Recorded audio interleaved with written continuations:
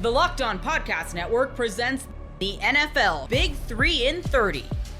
The 3 biggest stories in the NFL from our local experts at the Locked On Podcast Network. We bring you the real story, why it matters, what's next, who wins the big game, and more, all in 30 minutes. The NFL Big 3 in 30 starts now with the biggest story in the NFL. Hey, maybe I'm the only one talking about it, but I am very concerned with where the Lions are with their defensive tackles right now. You are Locked On Lions, your daily Detroit Lions podcast. So the news came out yesterday that the Lions announced that Levi Onwuzurike is going to start training camp on the reserve PUP list. What the reserve PUP list means is that a player will not practice during training camp and is ineligible to play the first 4 games of the season. This opens up an extra roster spot for somebody else. But so the Lions are going to be without Alim McNeill, their best interior defensive lineman, likely until November 1st, at least, as he comes off of a torn ACL. Now, Levi Onwuzurike, who many people were stunned, agreed to come back on a 1-year, $4 million deal. He's already missing the first 4 games. What is going on? There has been no announcements yet from the Lions. Dan Campbell will likely speak tomorrow and answer the question about what's happening with Levi, who had a very good year last year and for once was actually healthy and played in a bevy of football games. As we all know, Levi Onwuzurike has had back problems dating back to his time at the University of Washington. Lions took a flyer on him. He's had a nice career with the team. Contract was up at the end of the year. I thought he was gone. He ends up coming back late in free agency on a 1-year deal. But this is not good. This is not good at all. We're already talking about Alim. The top 3 interior defensive linemen on this team are Alim McNeill, DJ Reader, and Levi Onwuzurike. You have to stop the run. You've got to get interior pressure on the quarterback as well in the passing game. And now Alim McNeill, who's easily, after Aiden Hutchinson, the best defensive lineman on this team, is coming back from a torn ACL. You're not going to have him until November. And now we're not going to have Levi Onwuzurike until October. I'm concerned. Massively concerned. You look at the Lions defensive line room right now, and we see Reader, Roy Lopez, Broderick Martin, Patrick O'Connor, Tyleik Williams, the team's first-round pick, and now we might know why the Lions took a defensive tackle at 25. Mekhi Wingo, also coming back from injury. Miles Adams, who played sparingly last year, coming over from the Seahawks. And Chris Smith, the former Cranbrook, Kingswood High School, and Notre Dame star. Those are your interior defensive linemen right now. Now, Josh Paschal is a guy that can swing to the inside on occasion, more of an edge rusher, but in this instance, Paschal's going to need somebody. It's going to be somebody that needs to step up. He has been placed on the non-football injury list, so he will not start training camp healthy. Also, the active, physically unable to perform list, which will include Alim McNeill, also includes Mekhi Wingo, who got hurt at the end of last year, and he's not ready for training camp. So this puts a lot of pressure, at least at the start of camp, on guys like Roy Lopez and Tyleik Williams. Roy Lopez was a bit player in Arizona, got a lot of energy, happy to be here, good backup. But if he has to play a lot of snaps, not good. Tyleik Williams is going to be massively important. And he's not 100% healthy either. He didn't participate in a lot of the OTAs.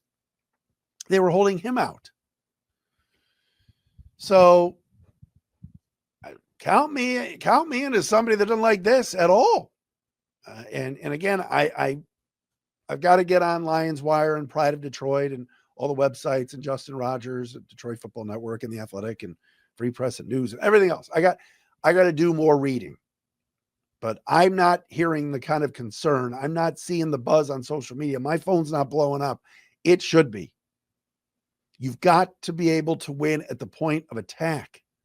That's where the Lions have been so good the last 3 years, right? They've been so good along the offensive and defensive lines, right in the middle, right? We're on the ball with Frank Ragnow, on the ball on defense with guys like McNeil and Onwuzurike and Reeder. And now all you got is Reeder of the returning players. You have a rookie in Tyleek Williams. You got a guy in Roy Lopez. Mekhi Wingo, not healthy yet. And I like Wingo. I like what I saw last year before he got hurt. But when will he be ready for the start of the season? So it's concerning. Meantime, can I do something crazy here real fast? Speaking of defensive tackles, no, there's no bigger Ndamukong Suh fan than me. But why is Ndamukong Suh going on podcasts and saying that he should have made more money than Matthew Stafford? Like, you're still jealous of Stafford after all these years.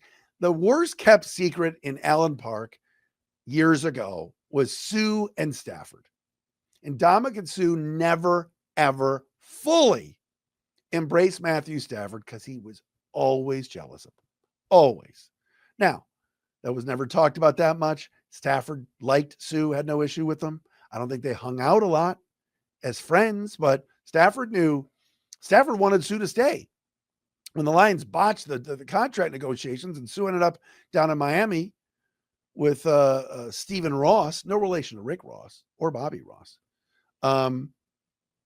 Stafford didn't like that. He wasn't happy about losing Suh. And the loss of Suh after 2014, the defense never got where it was back then. But Ndamukong's going on podcasts now talking about how he should have been paid more than Matthew Stafford the first time with the rookie deal and then the second time with oh my God. Come on, Damo. Couple more for Damo. I mean, come on, man. Don't do that. Quarterbacks are always paid the highest, man. He's a great football player. All right, I'm concerned about the interior of the defensive line. And losing Levi Onwuzurike for the next, at least the first 4 weeks of the season, sucks. He had a really good year last year, but maybe this is why he got a 1-year, $4 million deal. The injury has not been disclosed yet. I'm doing some other research on what's going on with him, and I'll hopefully have some answers next week when we're back on. Summer sports are in full swing, and whether you're about baseball under the lights, check. Golf on the green, check. Or high-stakes soccer action, check. FanDuel is the best way to make every game even more exciting.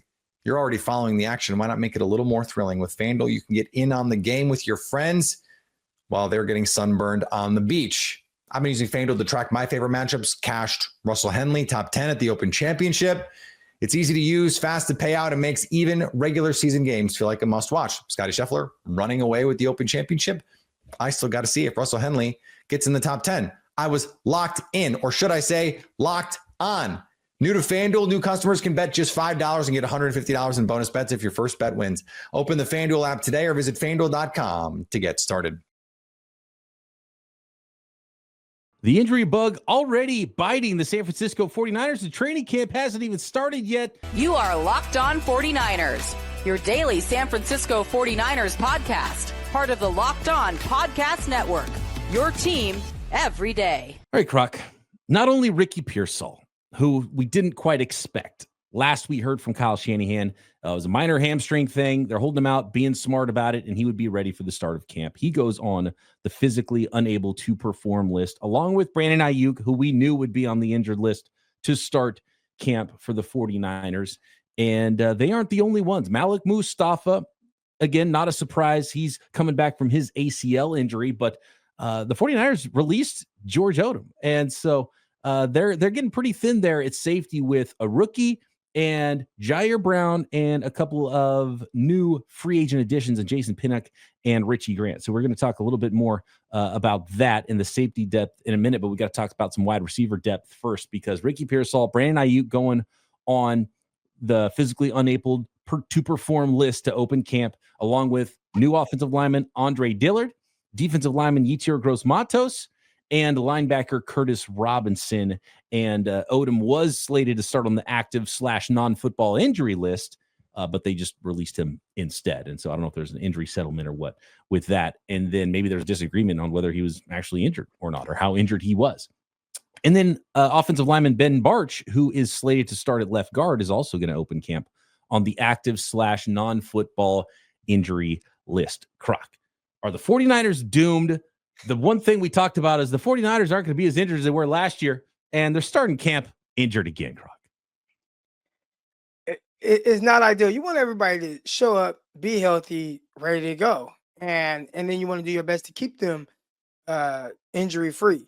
But right now, it seems like the 49ers are going to do their best just to make sure that their guys can get through training camp and be healthy for week 1, which is most important. All right, let's not get that lost here. I got a player right now who's coming back, had like a little meniscus procedure, and he wants to rush back. And I'm like, dude, don't rush back. The most important date is August 22nd, right? That's our week 1 against Liberty Ranch. All right, so don't worry about trying to get on the field right now. And maybe your teammates pressure you to have to be out there. Nope. We have our plan, and we're going to stick to our plan and make sure that you're healthy for week 1. And I think the 49ers should go about it the same way. Yeah, of course, we don't want to hear that these guys have these nagging or lingering things going on. But the most important thing is come September 11th or whenever the first game is, the 49ers players are all healthy and ready to go. So it's not fun. And we talked a lot about, especially for a guy like Ricky Pearsall, like just building that rapport with your quarterback. Like, you're missing out on that time. I'm more worried about that than I am him showing up on the injury report. Oh, we got the schedule right here. September 7th, Seattle Seahawks, week 1. That is the date. September 7th, kickoff weekend for the San Francisco 49ers. And so that's the most important date, like right. September 7th. And again, I know we want to see these guys on the field right now. Like I saw that report, pop up on my social media. I'm like, Ricky Pearsall? Like, what? that was everybody's reaction. Because last we heard he was supposed to be ready for camp. It was a minor injury. Yeah. But even if it is minor, I still think you do everything to just make sure, because hamstrings and things like that, they can have some lingering effects.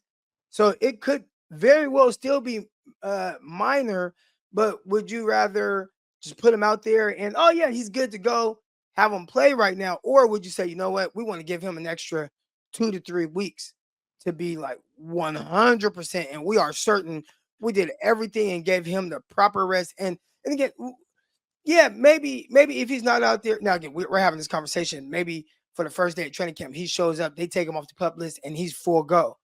But I would take more precaution, especially with someone who early on has been somebody who's kind of been banged up.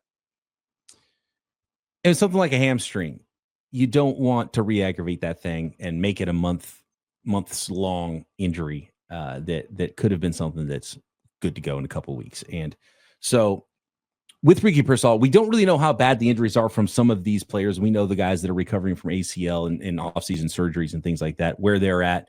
But specifically with Ricky Pearsall was the big, eyebrow raiser amongst that group, especially with, also the storyline from last week with Juwan Jennings, potentially a hold-in situation for him, demanding a trade or a new contract. Neither of those things has happened yet as we approach camp, and we're seeing a lot of moves and a lot of things happening around the league. So this is a time when a lot of those I's get dotted and T's get crossed before the season starts. So we'll see what happens with Juwan Jennings. But as of now, it's looking like when camp opens and the first practice starts, the day after everybody shows up which is the 23rd, I believe, would be the first practice. We're looking at the first 3 wide receivers on the depth chart not practicing in Pearsall, Ayuk, and Jennings. Then you have Demarcus Robinson, who might get suspended for 3 weeks to start the year, but the suspension wouldn't affect him practicing. So I'd assume he would be sort of the quasi wide receiver 1, just being a veteran. Although Jacob Cowing was here last year, Demarcus Robinson was not. So does that mean Cowing is the 1 and Demarcus Robinson's more of a 2? And those would be the kind of 2 starting, quote unquote, wide receivers potentially when camp opens. Jordan Watkins, the 4th round rookie, would be in the mix. The 7th round rookie, Junior Bergen, who's thought of more as a return man first, and that's how he's gonna have to earn his roster spot. And we'll see what kind of receiver he is on top of that. You have the undrafted rookie in Isaiah Nair. Last year, undrafted rookie Tariq Owens.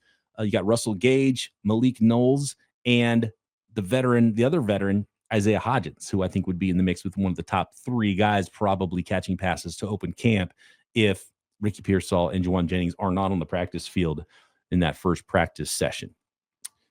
I did see a tweet that we were both tagged in from Option Zero on X. All right. And this is from Matt Mayoko, who he quoted. He said, players who were rehabbing physical conditions at the end of the offseason program can report early to training camp. They automatically go on the PUP list. Some of those players are expected to come off of the list and be on the field for 49ers practice when it begins on Wednesday. So hopefully that kind of puts some of our minds at ease a little bit with what's going on. But again, you never know. And you still, even then, don't want to rush guys back from certain kind of things that's been lingering a little bit. So, Croc, as you relayed there, according to Matt Mayoko, players who are rehabbing physical conditions at the end of the offseason program can report early to training camp. They automatically go on the PUP list. Some of those players are expected to come off the list and be on the field before 49ers begin practice on Wednesday. So that is good news and something that I wanted to bring up today because these guys, you come to camp and you report and then you get a physical and then you're healthy. So the last thing that you was injured, then I think you have to be thought of as injured until you pass physical and you are allowed to go practice. So I think that's the bucket that Ricky Pearsall is in. And hopefully that means that it's procedural. And then once camp opens, gets a physical and they give him a full bill of health, he can go out there and practice. And so that's what you hope happens with him and many of the other players that are on the list, like Yetur Gross-Matos, who's been banged up quite a bit really in his NFL career and with the 49ers and some other players there. And of course, we will not expect guys like Malik Mustafa and Brandon Ayuk to be back soon, but they should be back at some point as long as those rehabs go well. And we'll probably get a lot more information on all of that when Kyle Shanahan speaks, which he is scheduled to do, I think, on that first day of practice on Wednesday. So we'll get a little bit more information there. And I think some other good news from it is that 2 rookies specifically that have already reported to camp, because rookies were a week early on this reporting and getting to Santa Clara and getting ready to practice. And now signed second-round pick in Alfred Collins. He's not on the PUP list, and neither is, or the NFI list, as has been reported, or at least it hasn't been reported that they're on that list.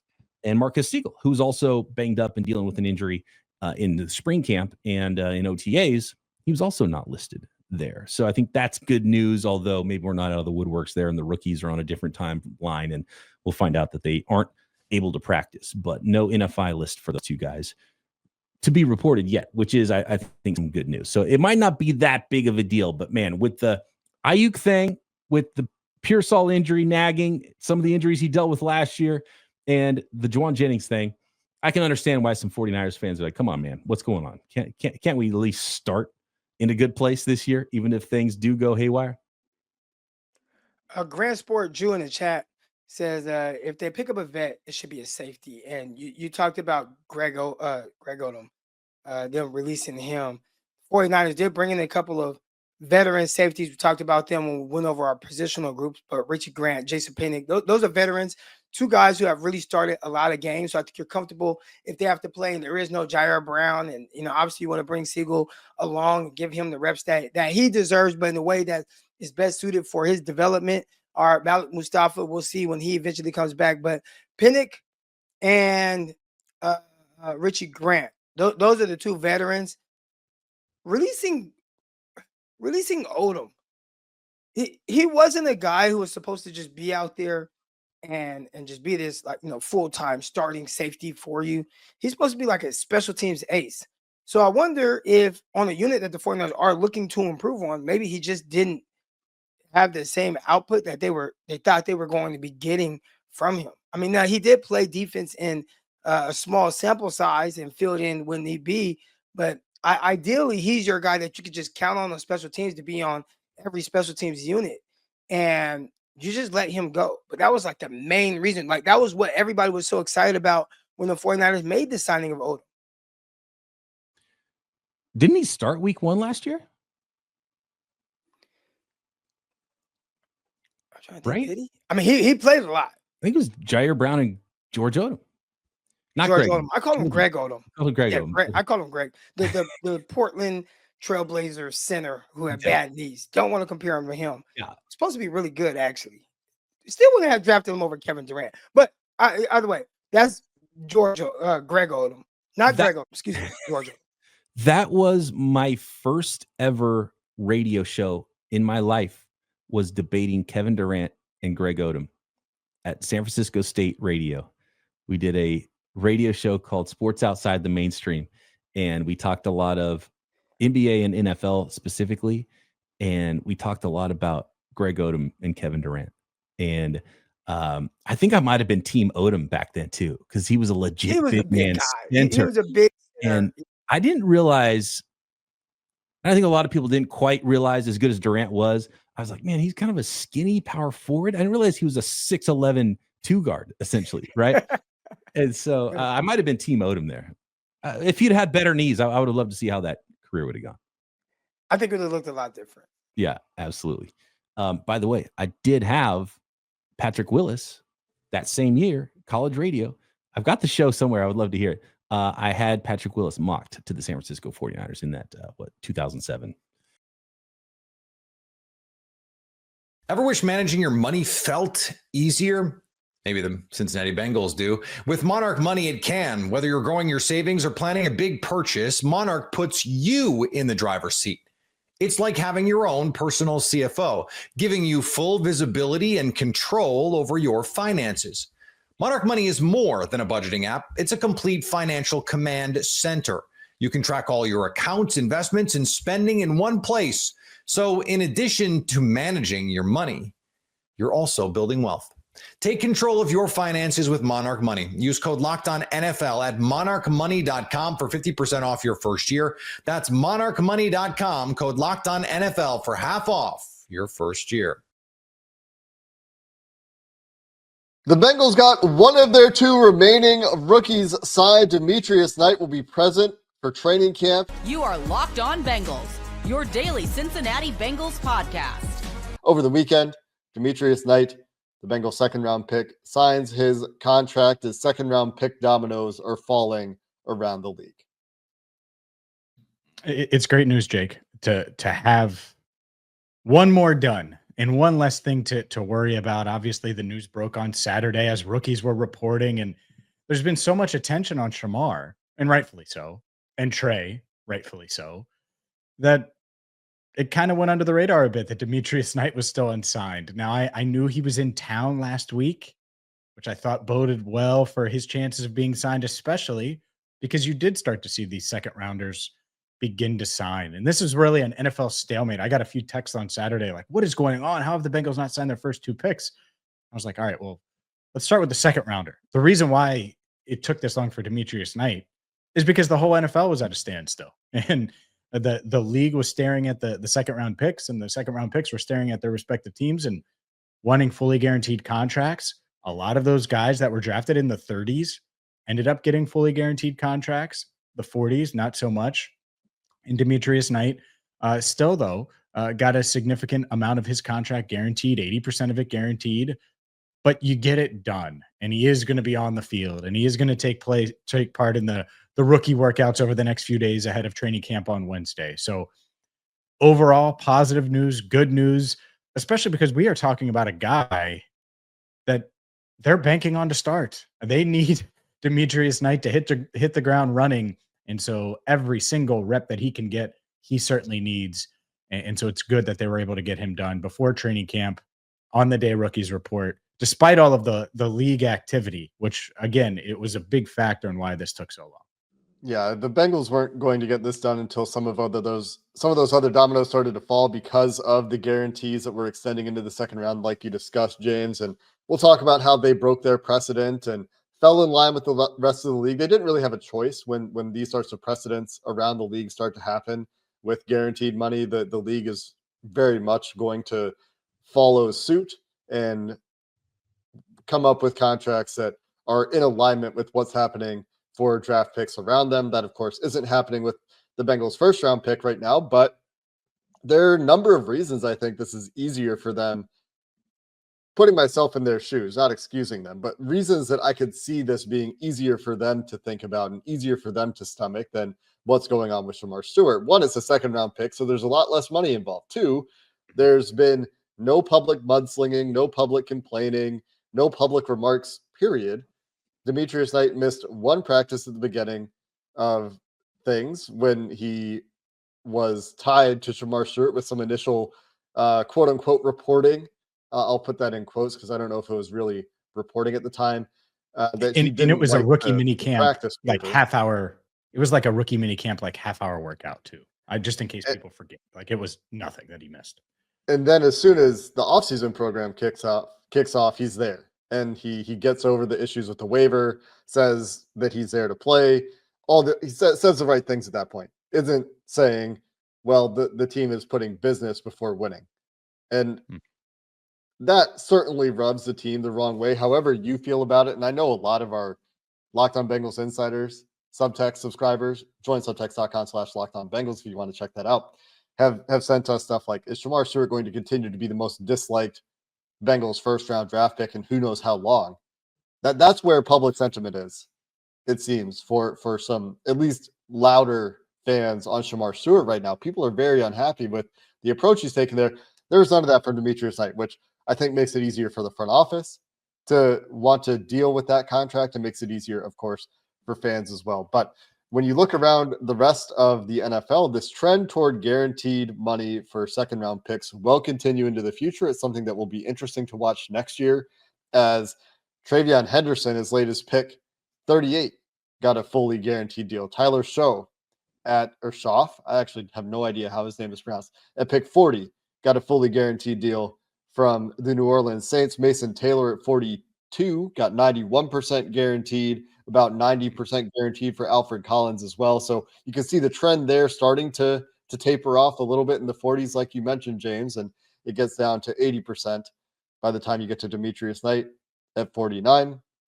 And Elijah Arroyo, of course, signing his deal that was around 77% right before the Bengals got the deal done, helped to set that framework for the Bengals to get there with Knight.